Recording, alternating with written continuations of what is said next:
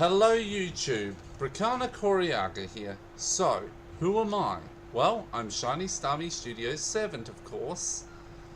I also help run the channel since Starmie, despite having been zapped by Arceus through a water stone and gained a tremendous amount of knowledge, still hasn't 100% gotten around YouTube. So, I'm helping it out for ya. Anyway, what is my video about? Well, it's simple.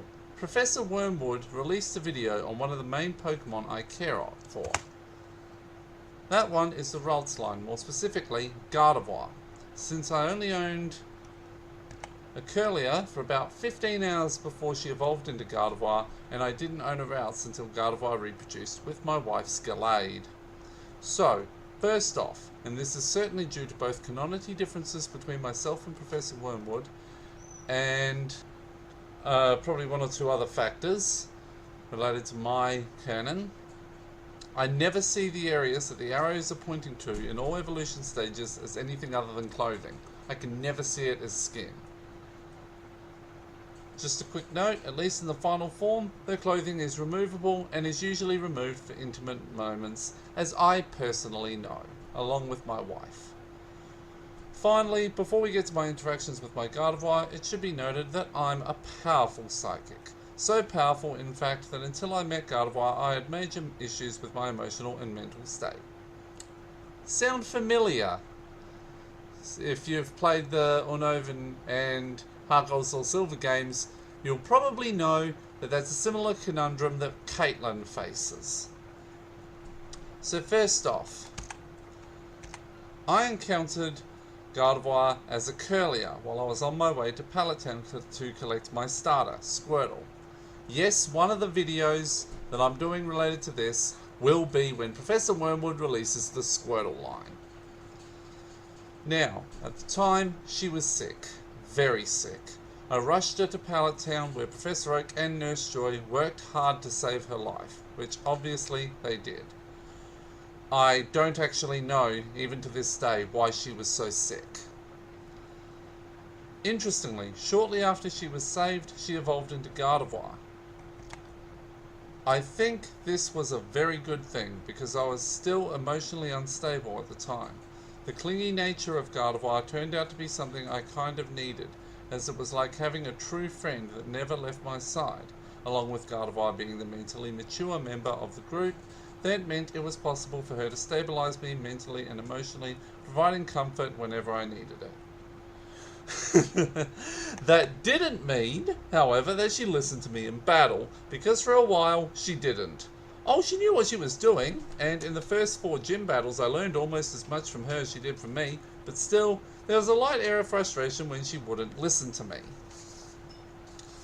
Hell, her loyalty and protectiveness were even present when I got tangled up in Team Rocket, a period that, I'll be honest, I'm not proud of.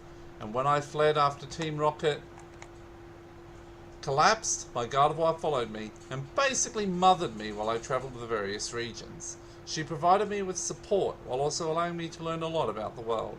She also learned to not be quite so overprotective of me and allow me to take risks, though she would teleport me if it looked like I was in any serious danger. We briefly went to the most intimate level of affection two individuals can share with one another while travelling through Sinnoh. This was more just because we were both very pent up and needed a release, and our only avenue for release turned out to be each other. We only did this once, and we had been planning it for months beforehand, and we picked a Turner Forest because that was where we could do it and minimise the risk of being caught.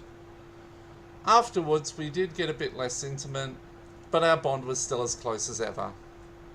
The nature of that bond returned to familial, which it has been ever since. She's basically my sister at this point. Gardevoir strongly bonded with the other main Pokemon on my team. Blastoise, my starter, Steelix, Pidgeot, Bayonet, Absol, and of course, Starmie. And when I hooked up with my wife, Gardevoir not only bonded closely with her and her Pokemon, but she had found a soulmate herself in my wife's Gallade. Turns out that she had also, again briefly, gotten to the most intimate level of affection with her Gallade. Yes, although it is very rare, Gallade can form a bond with his trainer so close that their relationship can be taken to that extreme. Though now, despite my wife's cold exterior, she is a very affectionate lady. And that's perfect for me. I'm perfectly willing to both receive affection and give it back in turn. So onto my Gardevoir. She's larger than a typical Gardevoir, 5'7" instead of a typical 5'3", and she weighs 115 pounds. She loves being with people, and she is an extremely strong fighter, usually using teleport to confuse and confound her opponents, while using the jewel screens to reduce the damage she takes, and using powerful psychics and moonblasts to devastate her opponent. And if they've got a lot of special defense, she always has Psyshock. Her ability is Trace, and she is capable of Mega Evolution.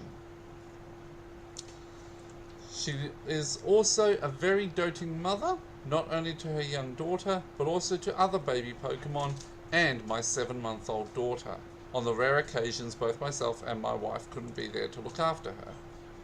My Gardevoir and I are extremely close. The bond we share has been forged over the course of a decade and a half. I really could not have picked a better Psychic-type Pokemon to work with me throughout my journeys. So, that's part 1 complete. I don't know when part 2 will be released, as that'll come down to which one of the Squirtle family, the Pidgey family, the Onix family, the Shuppet family, the Absol family, or the Staryu family Professor Wormwood decides on, and how soon that happens. Professor Wormwood, I hope you found this interesting, and I hope everyone who watches this also finds it interesting. Please rate, comment, share, and subscribe. Have a great day, everyone, and we will now return you to regular Shiny Starmie Studios content.